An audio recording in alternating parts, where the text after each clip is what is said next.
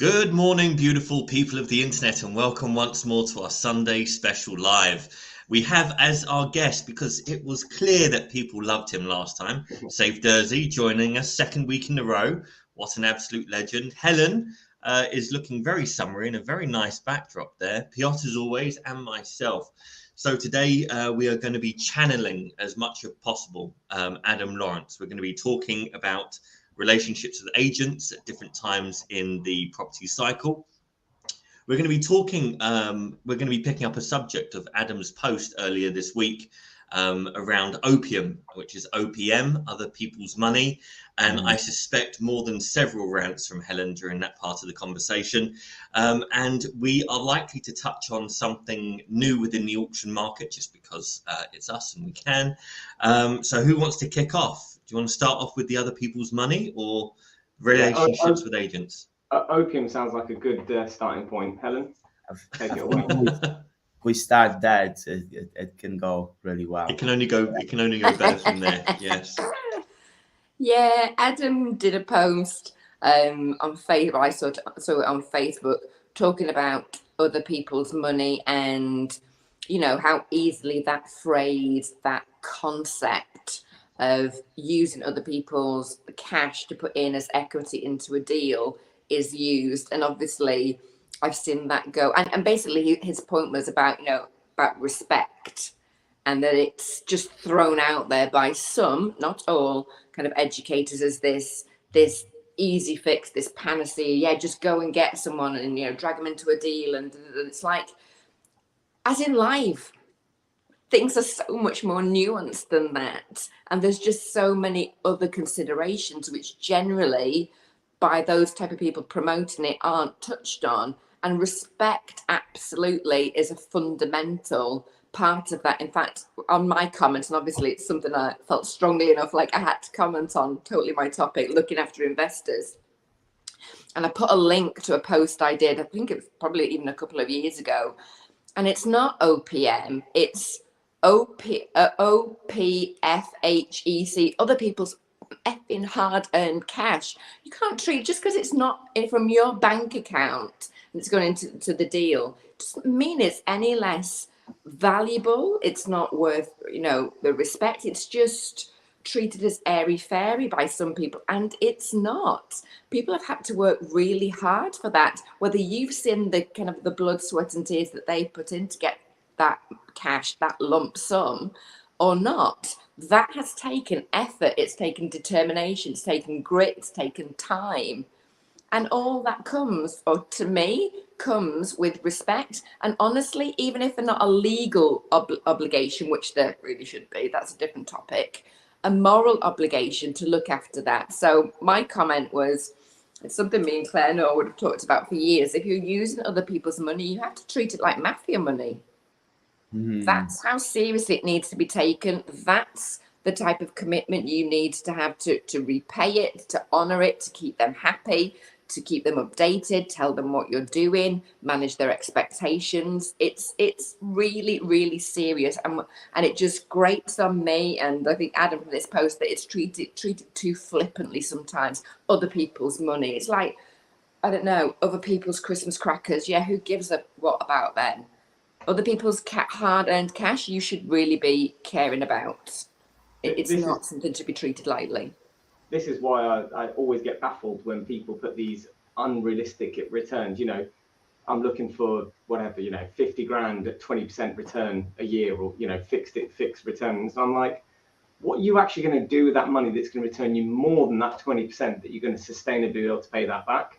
And that's why I'm always like, I think people need to be more realistic. I think investors need to be more realistic, but also the people offering this need to be more realistic. And I think there needs to be an alignment of realism at some point, because, and I remember this very, very vividly. We have one of our businesses, the director, he's basically got other directors that have done loan notes into the company based on his reputation, etc. And we had one investor which basically was paying something like 6.25% on a 5-year, right? And which is a really low interest rate, but because they know each other, there's a respect there, and obviously there's a sustainability element from our side. He actually came back, so rates went up, and he said, look, to be completely honest with you, rates have gone up, I can get more elsewhere, but but he said, I want to make sure your business is sustainable. So I'm actually going to drop my rate, even though it was a tiny bit, it was like 0.1 or 0.25% drop. He's like, I'm going to drop it because I want to make sure you guys are sustainable. He said, making sure you guys survive and thrive means that my money's going to survive and thrive. And I think that mindset is very, very, very shallow in the property industry in general, because it's all about, I want more, I want more. It's like, yeah, but are you going to get your money back in the first place? As Adam always says, return of investment before return on investment, right? Exactly. Go on, Helen. Sorry, and just add to that's the type of investor you want. Somebody that comes to the table looking at this as teamwork. Somebody that's not that's on the phone. Oh, rates have gone up. Are you going to increase my rate? There's been lots of people that have gone over the agreed term when I've done notes before. Do I impose penalty rates? No, I don't. Because I understand we've developed the relationship. I understand what's happening. They've managed my expectations. And to do that would just be an arsehole. So I'm looking at this for longevity, for building relationships, not for what quick money can I get back now, not transactional. So great example, Saif. Thank you. Sorry, Jay. No, I was going to say, I saw, I call these things like car crash TV, car crash posts, where it's going to happen, but you just can't look away. And I didn't comment on this post because I thought there is no way I'm going to put forward a balanced opinion on how this. So the poster posted, I've got £750,000 to invest. Who's got deals for me? And it was just, then there was just a slew, maybe 200 odd comments of people going, I'll PM you this, that, and the other. And I kind of thought, this is where it gets wrong. I think it's a point that Saif has picked up. This other people's money, it's opium, and there are pushers and there are takers, and there are some people that will stand outside the school gates and push opium to to people that are not sophisticated enough to A, take the drug, and B, handle the consequences of taking that drug. And it's really bad. Now, if you were someone making that post is like, right, I know I need to get a return on my money, but obviously isn't sophisticated enough. That's not, they've got the money to be a high net worth individual, but they're not a sophisticated investor. Yeah. And you see it all the time. There are tons of high net worth individuals out there. People make it sound like it's a very, very small number. It's not. It really isn't. There are companies that are also considered high net worth individuals that invest and lend and do X, Y, and Z. There are tons of them out there, but very, very, very few of them are sophisticated. And then people who take the money are also quite often not sophisticated also. So but with the social media, it's so easy to put this image of a super sophisticated investor or super successful this person or that person, because it can be done with a few pictures or a few posts and people sometimes people want to believe that kind of stuff.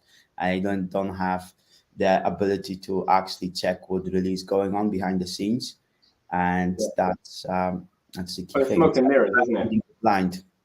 So social media is very much smoke and mirrors.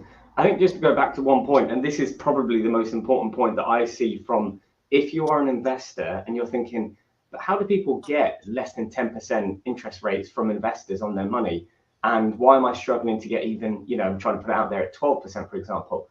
The reality is you've got to compare apples for apples, right? So if you're doing a development that's a ground up development, at which stage are you in that development? Because if they had to repossess you, if they had to get their money back, that site might actually be worth less or slightly just more than what you paid for it. Whereas when we do our, let's say, cap raises at 6%-ish, this is a couple of months ago, that's because we're buying built properties already, secondhand properties. They've already built, they're already let, and they're cash flowing, right? So we're buying buy-to-let properties that are already cash flowing, and the risk is much, much lower. Plus, our loan to values are pretty low as well. So when you've got to look at it from a point of view of, don't just look at it one dimensional, what's the interest rate, look at what's the actual risk involved. And on top of that, Adam's point precisely, what's the execution risk, right? So if shit hits the fan, is that team and is that person going to still be able to deliver? And what's the risk factors that they might potentially, not be able to kind of move forward with this product or project or property or whatever it is? So I think really important to kind of compare the apples for apples and not just look at it one dimensionally as just one interest rate. And that's, God, I could go on another rant here. That's another pet like peeve of mine, that people just think again, like as an interest rate, or like people don't tend to, unless you are sophisticated, like understand where that number comes from. It's not just plucked out of thin air. It's not even, although sometimes like just compared to what other people are doing. It's not like, let's price a Mars bar and like, okay, what's the shop next door selling it for? And what's the shop down there selling it for? And I'll pitch mine somewhere in the middle. It should be, it really should be, the fundamental of that interest rate is it's a return for the risk that you're taking. Yeah. This is like one of the very first things I did when I started talking property was talking about the capital stack, understanding the asset or what is backing up that investment. What is the security you have against your money or you don't have, which is in many cases, again, that took me off on rants about personal guarantees and all types of stuff, which are great if there's something to back it up and are worthless if there's nothing there.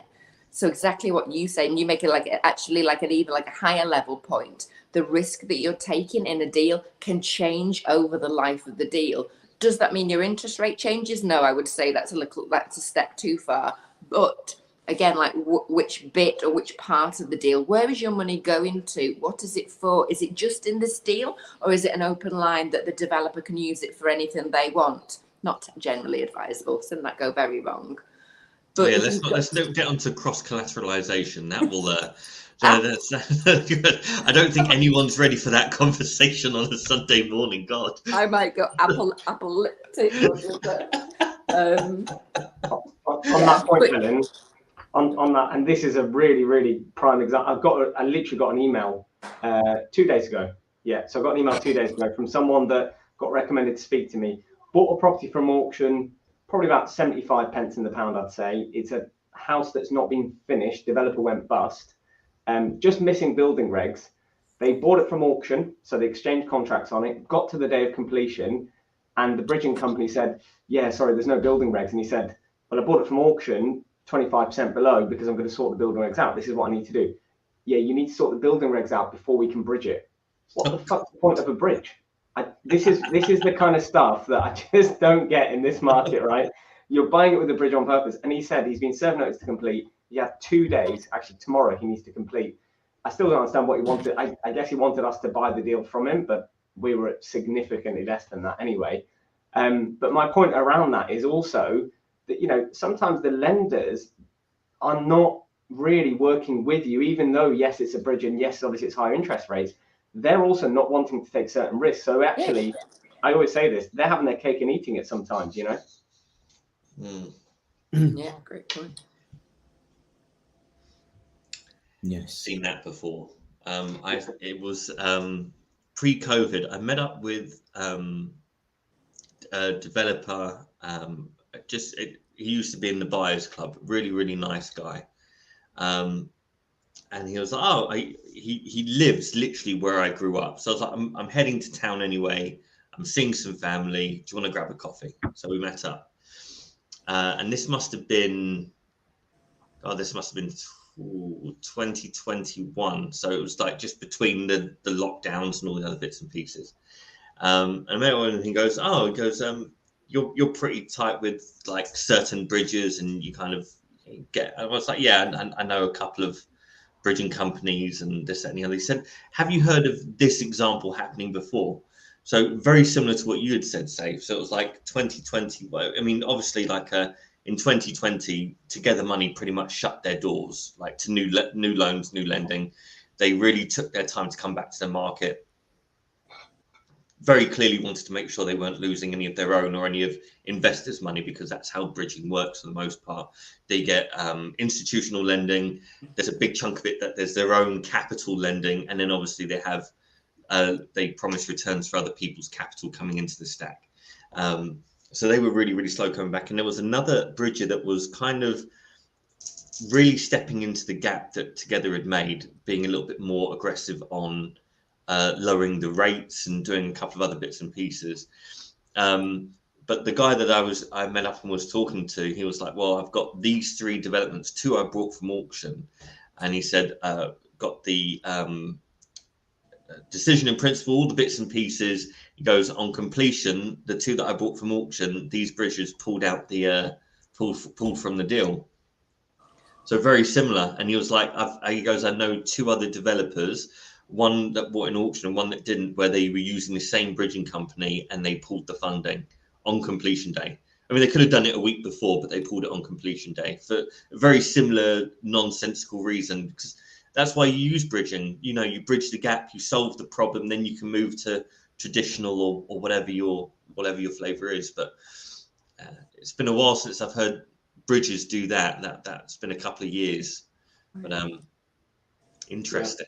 And that's why it's important to like choose your partners correctly. I mean, bridging companies usually get recommended by brokers, but brokers do know which companies have what kind of practices, and they will be able to kind of predict more or less who's the right lender for this kind of project with this kind of problems. But equally important, when you work with joint venture partners, it's important not to just take money from anyone. And also, you don't want to lend money if you're an investor to anyone, because you want to be aligned with certain other things than just deal or just the return on the investment. Because when things go wrong, that's what really matters, and that's what helps solve problems, rather than put more pressure onto the deal and then put more basically strains on their whole relationships and possibility of return the money. Yeah. And that's why. Sorry, go ahead.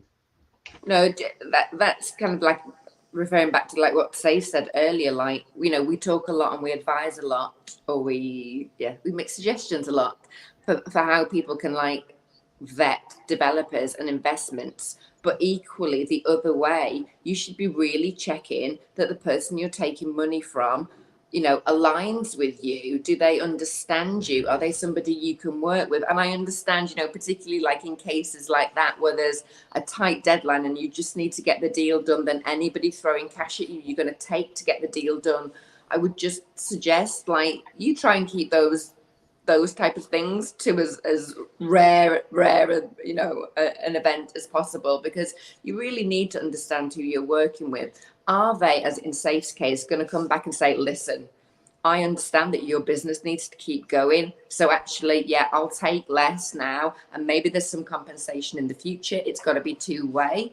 But are they going to work with you for the, you know, so that you're aligned and you're working together? Or are they going to say, actually, it's gone up 1%, like I want to renegotiate this contract, or I'm going to pull the money? Are they going to be an arsehole? Like, you really need to be vetting both ways. It's dating. I wrote, you know, pin articles about this. It's dating. You need to be sussing out, is that somebody you can work with? Do your values align? What if someone is bad at dating?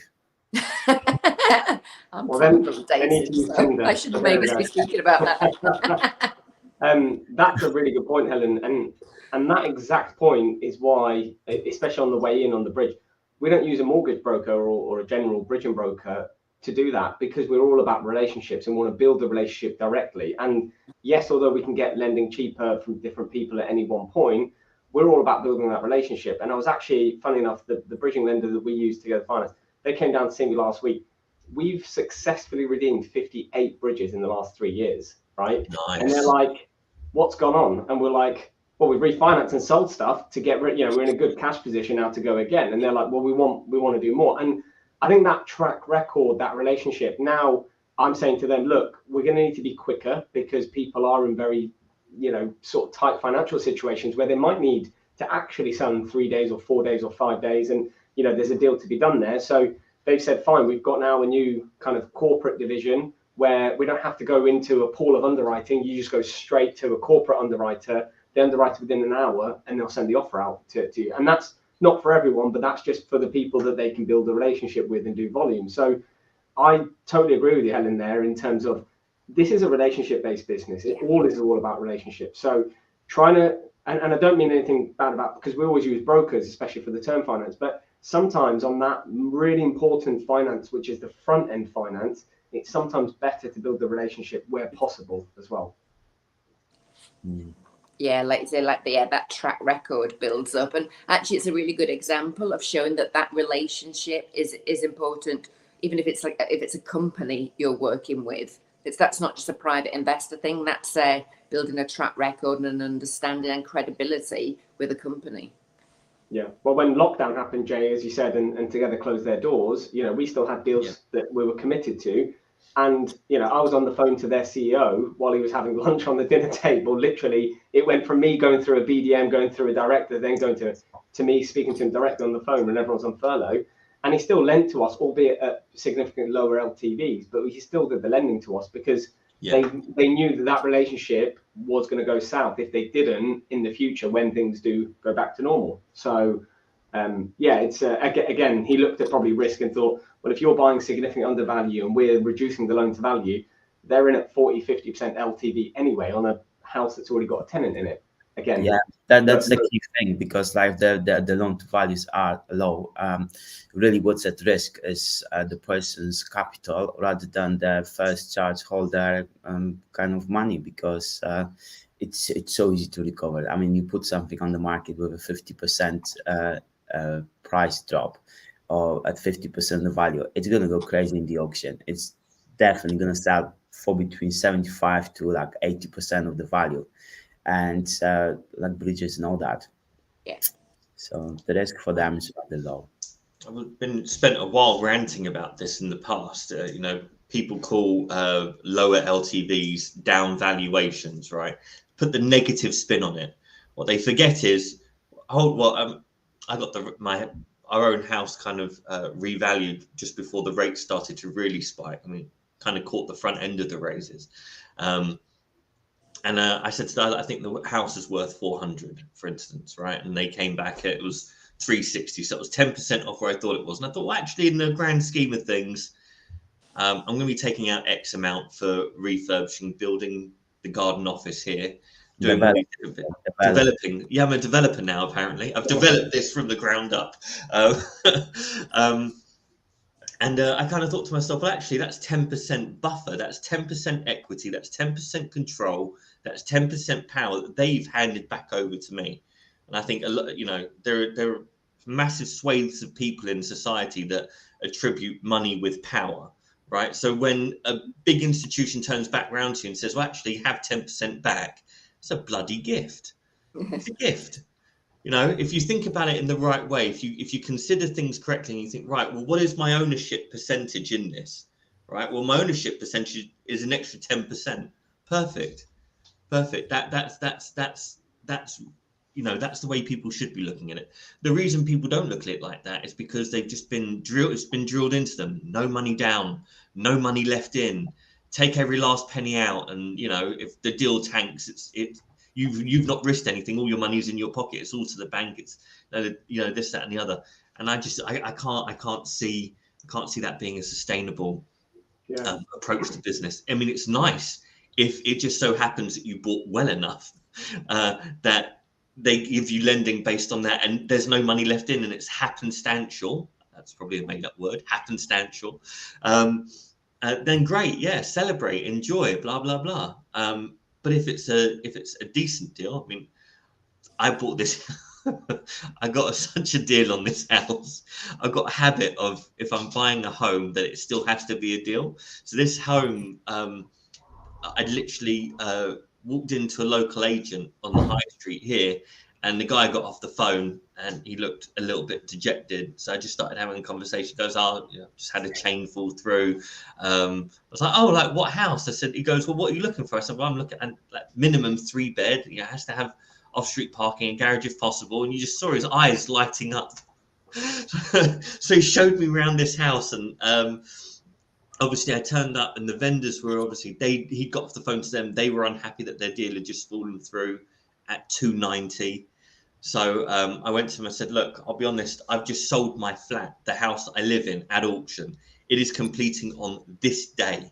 This is the day I would like to move in. Can you sell to me on those parameters? They said yes. I said, well, then I will offer you a cash purchase at 260. And I ended up paying 265, which is not the end of the world. but yeah, with literally within 2 years, refinanced out at 360. And it's a good house. I visited. It's perfect. Like it's not gigantic in terms of the size, but the position, like by the park with the massive garage and everything else, and with the new development in the back garden, it's. Jay, let's talk about getting deals, because that's a really interesting point what you've just said. So I had some family members I was just chatting to, just randomly as you do, small talk, and they said, "Oh, I'm trying to buy something off Facebook, marketplace, secondhand, whatever it was at the time." And they're like, "But it just seems like everyone wants too much money for it, and there's so many." And I said, "Yeah, but you've got to wait. You got to find someone that maybe is moving house and literally has 2 days to leave the house and just wants to sell stuff. If you want to try and get stuff right at the right money, it's the motivation, right?" And we talk about that throughout property and everything. People that need to sell will take a bit of a price reduction, and people that don't need to sell will never take a price reduction until that need kicks in. This is a psychology that across the board, whatever you're buying, this is how it is, whether you're buying a car or anything really. So I think if anyone ever wants to get into that mindset of getting a deal, it's not focusing on the type of thing that you're buying, it's focusing on the person and why they're looking to sell, right? What's their circumstances? On our cash buying company, the first thing we always ask is, when we're trying to figure it out, is what is the motivation? We're getting to that, but before I actually understand, is that a 3-bed semi, where is it located, etc., I just want to understand, what is the motivation, what's the prime motivation? And typically we hear sometimes, "I just want a valuation, I just want to," and those are the ones that it's like, put them to dead lead, maybe follow them up in a couple of months' time, maybe the motivation changes, right? But then it's like, I'm immigrating abroad, I've got a set time that I need to sell by because I'm traveling, I've booked my flights, etc. Those are the ones where it's like there is a genuine motivation there, and you can genuinely help them, because you can't put that on the market. Even within reason, in an auction, it's going to be quite difficult if it's 28 days that they need to sell it by, or 14 days, whatever it is. So we look for the motivation, and that's what I think everyone needs to do whenever they're looking at deals or anything really, is what is the motivation of that seller? In your case, Jay, it was perfect. Chain break. They are at the epitome of motivated sellers at that point, right? Yeah, and I'd be honest, at the same time, I was probably more of a motivated buyer than I'd been in history, right? Because we had a young baby, which is still quite young. We had a young baby, and if we weren't moving into a home, then we were 6 months into a rent, right? And it was kind of like, well, how do I avoid this potential gap? And we were fortunate, we had a family friend who was like, "Well, come and stay here if you need a couple of months, blah blah blah," and that was really nice. But if we didn't have that, it would have been. But picking up on your point, maybe going a level deeper, and it may sound convoluted, but there are conversations that we have with people that have no idea they're in a motivated position. Like they are the ostrich, I think it is, with its head in the sand, right? They just it's just blowing by them. They're just completely, no, everything's fine. The rates are going to go down. My mortgage company are going to realize that actually they love me and they can't live without the £850 I send them a month, so they're not going to repossess me. It's the lies that they tell themselves, right? And what we normally do as part of the conversation is we come at them with the value proposition. So value is different from price, from cost. It circles around the same thing, but it's positioning it correctly. So the way that we stand, we're like, look, the market's a little bit funky. And I've been saying this for 20-something years, because the market is always a little funky. Even when the market is tippity top, the market's still wobbling. Even when it's at the very bottom and people are like, "Oh, I'm getting away," it's still, even when it's flatlining, which very rarely happens for a long period of time, it doesn't change. The movement of it, the way people think about it, but it doesn't change the fundamentals of the market are always acting in opposition to each other at different stages within the cycle. So it's always wobbly. The market's always doing something funny. It will go from, HMOs are the best thing on planet Earth. Forget the conversation we had last weekend, guys. Or, that's it, now everyone's a developer. Or, no, single letter's the way forward. Oh, no, now it's social housing. And then because all of that stuff comes out, the value propositions for different assets change drastically. So where you think you had an asset that was worth X here, actually it isn't. You know, if you had a 15-year lease from Tesco's on your commercial property in Woolwich and it's now vacant, your commercial is no longer worth £5 million.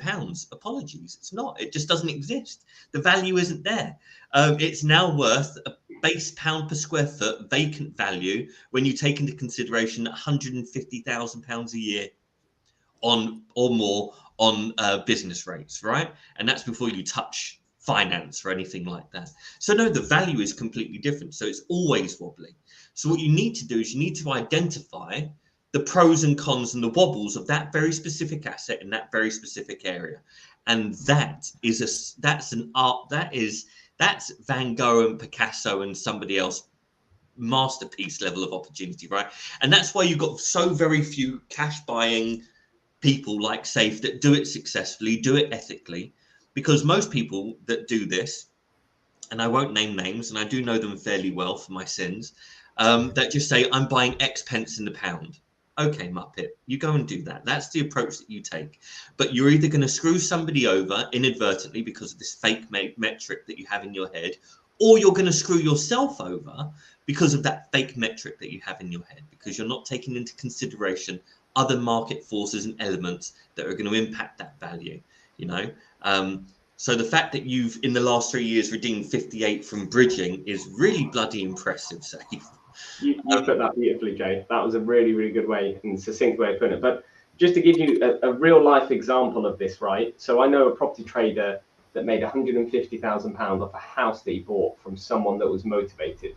And the motivation behind that was they bought a house in London for a couple of £1 million, and they had to basically sell this to claim back the stamp duty. And the stamp duty was significantly more than 150 grand. I can guarantee you that. It was in the 300,000-400,000, for example. But they dicked around for such a long time, put it on the market for quite a high price, didn't get their price, didn't realize how close they got to the stamp duty rebate deadline. And then a couple of days before thought, crap, this is what's going on, and needed a cash buy within 3 days, right? And I mean it within 3 days. So exchange and completion within 3 days on what was, I think it was about a 200 grand property, for example. So not expensive property, but yeah. My point is it's all about time frame, the asset type, the location. There's a whole host of things you've got to look at, and that's why computers and software will never do this job. That's why iBuyers in the US, didn't succeed, because there is always an element of human underwriting that needs to be done, and also knowing certain areas and knowing certain markets and microeconomies plays a huge role. Thanks to the Lord himself, Adam Lawrence, for supplying that on a weekly basis as well, because that's the kind of stuff people need to be reading to be understanding the market dynamics and understand people's motivation as well, right? Well, I've been ranting and raving about this since the start of the year, since they brought it out. But Essential Information Group have been releasing these PAD reports, property auction data reports, right? And one of them showed house price changes. That's only for auctions. And their data sets are insane. And you can see per region, per price, per asset class, how things are moving. So having access, and that's a free report, you just have to be on their mailing list.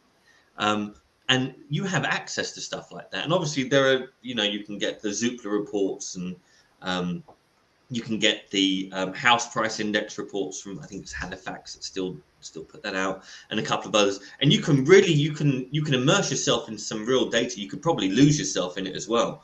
But one of the benefits that we have is we see everything sell at auction in every part of the country every single month. And it really enables us to kind of gauge things. We see what it comes on for, what it sells for, what the rough values are. Saif definitely sees that in his business, right? Because you're valuing stuff all over the country and different things like that. And it builds in like this data point in your mind where now we can look at a deal and go, it's too expensive. Or I know that area, we've looked at something on the road, it's got slip, or there's something wrong with it.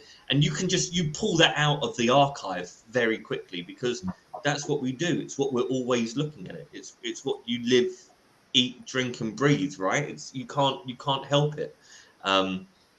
You can't make those decisions. If you're an investor that's always been, I buy within a 30-minute radius of where I live, and I would say that 90% of investors buy within their golden their golden area, right? That you know, that was a bit of a tip that came out years ago that a lot of people stuck with. And now there's people that are like, well, actually, no, I'm just looking for this asset class or this return. It can be anywhere in the country. And then they end up buying incorrectly. I mean, they're buying the way that they're buying is on a fundamental, but they don't understand the other things that go along around it. And you see it on Facebook. We talk about social media and investing. You see it on Facebook all the time. I get calls a lot from people going, oh, I bought this. It looked like a really good deal. I bought it on, you know, it was a 12% yield and blah, blah, blah. But I didn't realize X, Y, and Z. And well, it's, you know, Google the address of the property. You just start there. It's basics. But it's a really interesting discussion point talking about stuff like this, because you don't even have to talk about motivation to be able to find the correct price for something. And then you can work up from there. You put a really good post out this week about conditional auctions. So I thought, let's discuss that, because I could see Piotr's face just waiting for that. That's his topic that he's waiting for. So I'm like, right, let's get into that. So yes, Piotr, Jay, who wants to go for it? I think Jay wrote the post, so I think that Jay, let's. I will start. I will start by saying I am supremely conflicted about conditional versus unconditional, and I started off not being so conflicted, but being more, this isn't an auction. Why are you calling this an auction? It's not an auction. And now I'm kind of going, okay, it's auctioneers that offer the service. That's why they're calling it an auction. And I've come down off my high horse a little bit, and then I stopped hating it so much. But then I kind of thought to myself, this has the potential to increase the number of people that are buying and selling at auction if it's done correctly. And at the moment, it really isn't done correctly, because the majority of the conditional auction market is a leech, a bloodsucker off of lazy estate agents that don't want to go through a sales process. And I cannot be deterred from that thought process. That is absolutely correct. I'm not going to name the companies, but they all have, oh, we've made this money for our partner agents, this, that, and the other. You know, an estate agent that's lazy or crap or doesn't want to put the work in can normally charge a 1%, 1.5% fee. They hand over to one of these conditional auctioneers and they're getting 2.5%. So they're getting more for doing less. Tell me that there aren't people that are taking massive advantage of that situation. Okay, good. No one said it. So that's exactly what's happening. Now you amplify that and you go, wow, the vendors, you know, they're paying these massive fees. They're not paying well, actually, they're paying money. They're just not paying the fee, right? So the fees, which end up being anywhere between 4% and 5.5%, 6%, are being paid 4.2% or minimum £6,000. Yeah. So let's say you're selling a £500,000 property at a conditional auction. You're not paying 4.2%. The buyer is now paying 4%. And that doesn't go towards the purchase price. It's just that's additional. Yeah. So now take whatever you were paying in finance and just add an additional 4.2%. So this is scalping in its worst possible form, right? But there was always the idea of how can you make this work? Well, you strip out all of the fees, because all that happens with that additional 4.2% is everyone is now paying that amount less on the purchase price. Yeah. So, but who is telling these sellers that they're being mugged off like that? Nobody. Certainly not the agents, because the agents are now incentivized. The auctioneers aren't going to say anything because they're being incentivized by the agents being incentivizing them to incentivize buyers. It's a whole mishmash of things that are going on that you don't want to be a part of. So there have been attempts recently to improve this situation, namely, and I don't mind naming this one, is the guys at Auction House for their online auction. This is conditional and unconditional offering that they have. They have restricted the fees that they're allowing sellers to charge. So obviously it's still the sellers being charged, and it's the sellers that are charging it forward onto buyers. The full amount, which I'm not really a fan of. I don't mind doing a 50-50 split on fees, because you're paying something, they're paying something, everyone's getting something for the transaction. It makes sense. But now network auctions, taking us to the subject of the morning, have bought out a new product / service called Right Buyer. and colour me impressed. I was reading their guides. It sounds super reasonable, and Network is quite uniquely placed in so far as before you had the other online auctioneers, the conditional style auctioneers come about. Network auctions are called network auctions because they have a vast network of estate agents that they work with, have been doing so for years. So basically, they're putting this out to their network of estate agents saying, look, this can benefit you in the same way that our auction service, traditional auction service, benefits you, and it benefits the seller. It will bring more buyers in because it gives them the time needed to get a mortgage, to do this, that, and the other. There's a bit of flexibility that they built into it. So this, like in short, the product is like it's they offer a property, and the person can get an exclusivity agreement for the amount of 1% of the purchase price, subject like minimum five or 6,000. And for that exclusivity, you get 6 weeks to exchange contracts. But the properties that are being offered, it's still a private treaty kind of sale, but you get the legal pack in advance. So you can review what you're buying. You don't have to make an offer, or you don't have to bid on something that you haven't seen the legal pack for. You see the legal pack, you know what you're buying. You pay 1% of the purchase price as an exclusivity fee, and then you've got 6 weeks to exchange contract. When you exchange contract, you then have additional whatever 4 or 6 weeks to complete the transaction, but that 1% counts towards the purchase price. So effectively, it's just like a normal transaction you would buy from an estate agent in terms of the costs to the buyer. And the seller probably also pays the normal cost. I haven't read the seller's guide in terms of the costs and stuff, but I'm assuming that's the typical like 2.5% or so for the sale fee. So it's costs are being kept to minimum, and there is a motivation for everyone to get done with the transaction and do it quickly. And this is a little bit closer to like a more European or kind of non-English system of transactions, because I think it's only in England where people make commitments on those, or actually no, make offers without any commitment, because everywhere else there is commitment. Like when you make an offer, there is commitment, and there's consequences for you backtracking on your offer, whether you're a seller or a buyer. And in England, it doesn't exist in those private treaty transactions. So basically, this is allowing to bring some commitment into the whole thing, and at small cost, because it's always a cost, but it's a small cost. I think it's brilliant. I think too many buyers are so flaky. You know, we see it all the time as well. And although we obviously want the certainty when we're selling, buyers want the certainty when they're buying and selling as well, because obviously some buyers, you see it, you know, they get gazumped, and there's all sorts of stuff that happens with estate agency as well. But you do get a lot of the buyers that can get to it, you know, they're very, people are emotionally driven, aren't they? So the sun is shining, they're feeling good, maybe something's happened, and then they're like, yeah, let's go buy this property. And then all of a sudden they have the weekend and they're drowning their sorrows, and then Monday morning, sorry, we're withdrawing our offer.